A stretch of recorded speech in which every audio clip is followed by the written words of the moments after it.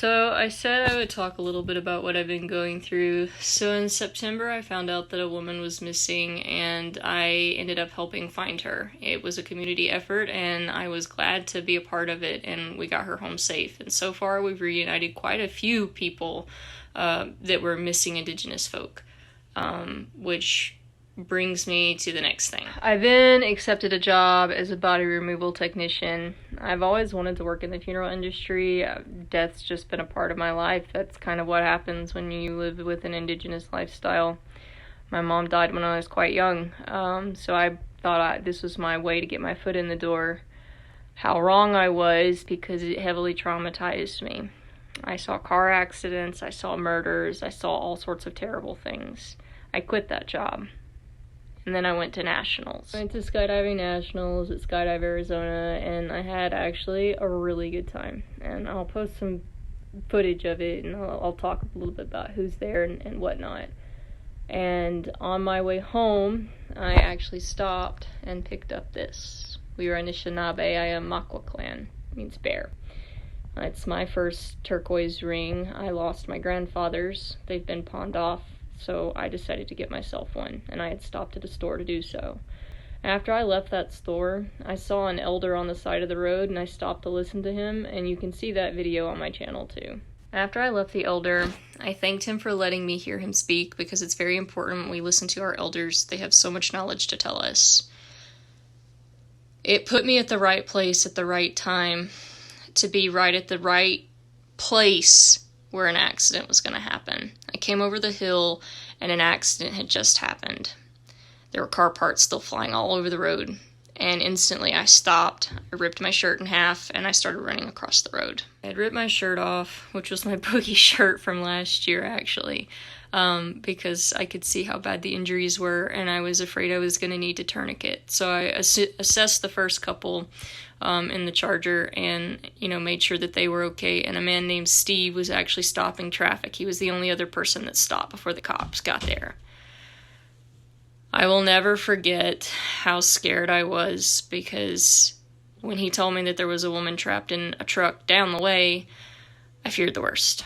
She was fully trapped in her truck, and the extent of the truck's smashed metal brought back memories of my body removal technician job. I checked her pulse. I made sure she was okay. I introduced her.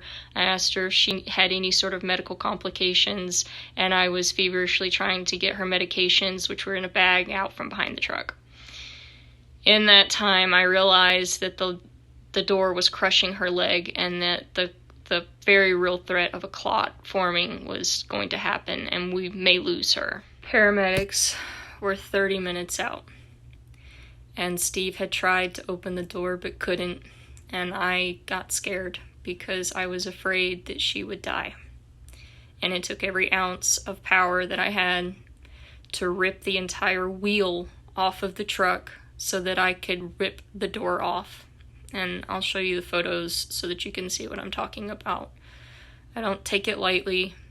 I think it is a great gift, but I was terrified. Eventually a policeman had showed up on scene, and I was helping hold the door open, and I was running back and forth between the truck and the Charger, and there was also another family involved with small children. The family with small children was okay, but I was making sure that the woman was going to be okay, the one in the Charger, because she was extremely injured. And so it was a constant race for 30 minutes back and forth checking vitals, something that I'm not used to really doing. But I did it anyway because I've had some training in it. I made sure to get everybody's medications, every personal belonging that they just needed to have, and I had it bagged waiting for the paramedics, sitting beside their vehicle so that when the paramedics got there, they wouldn't be without their personal items.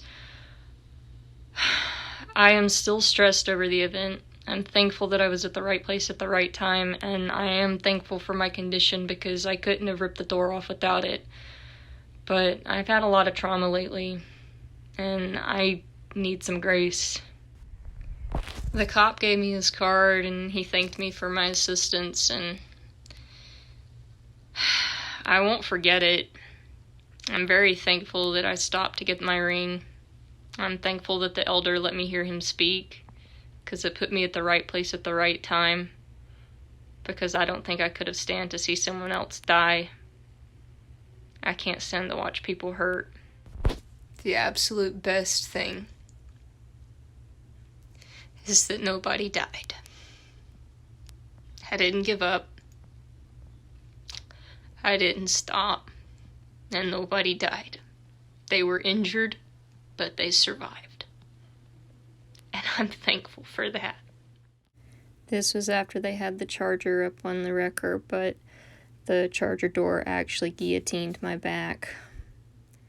And this was the truck that the woman was trapped in. The wheel kept it from being able to open the door, so I had to rip the wheel off first. And you can see where I ripped it off. Once I got the wheel off, it made the door a little bit more pliable, and I was able to rip it open. You can see where my hands tore it apart on the inside. Out of respect, I'm trying not to show that much of the vehicle, but you can see where my hands actually pulled the metal apart. It surprised the cop, it surprised Steve, and it terrified me. And I didn't recognize myself in the truck stop bathroom, because apparently airbag dust is extremely caustic to the skin. I survived it, and so did they. But I got a lot that I gotta work on.